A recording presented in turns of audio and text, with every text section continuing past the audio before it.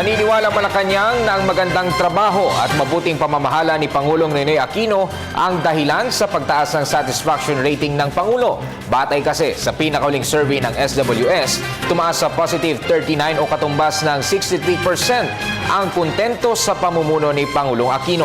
Nagbabalik si Rocky Ignacio.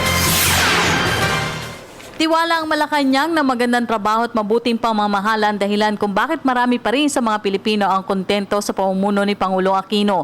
Sinabi ito ni Deputy Presidential Spokesperson Abigail Valdez sa pagbawi ng satisfaction ratings ng Pangulo sa pinakahuling SWS survey sa fourth quarter ng 2014. Do we credit? Perhaps it's the good work that continues to show and the efforts that the administration puts in to push for programs that would directly benefit the people. We note that from the decline last June for the second quarter, so far the numbers have consistently been going up, and we extend our appreciation to the people for their continued support for President Aquino and his administration. Batay sa survey na ginawa nitong November 27 hanggang December 1, natamo ng Pangulo ang net satisfaction ratings na plus 39 o 63%, habang 24% ang hindi kontento at 14% ang walang desisyon. Itinuring na ito ang pinakamataas sa pagbawi ng ratings ng Pangulo mula sa plus 25 net satisfaction nitong second quarter. Gate ni Valte, nakikita na dito ang patuloy na pagbawi dahil sa natamong plus 34 nitong third quarter.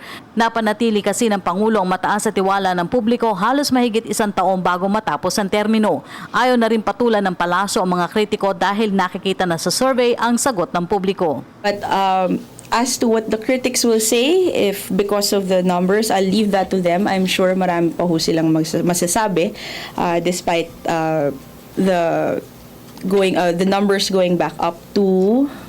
Sorry, let me check. I was looking at this.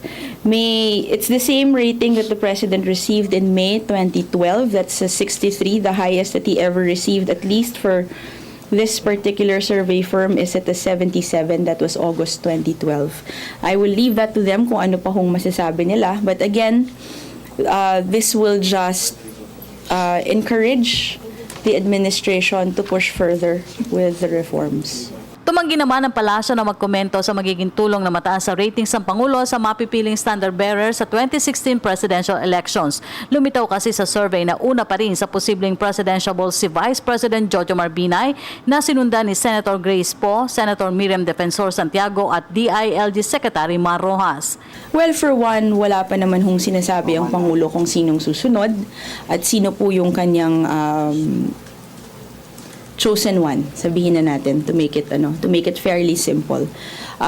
We'll defer to Secretary Rojas, perhaps obviously numbers ho na yung pinag-uusapan natin, but as to the chosen one, wala po hong sinasabi ang Pangulo, so I really can't comment on the numbers for the presumed candidates for 2016. Para sa Telebisyon ng Bayan, Rocky Ignacio.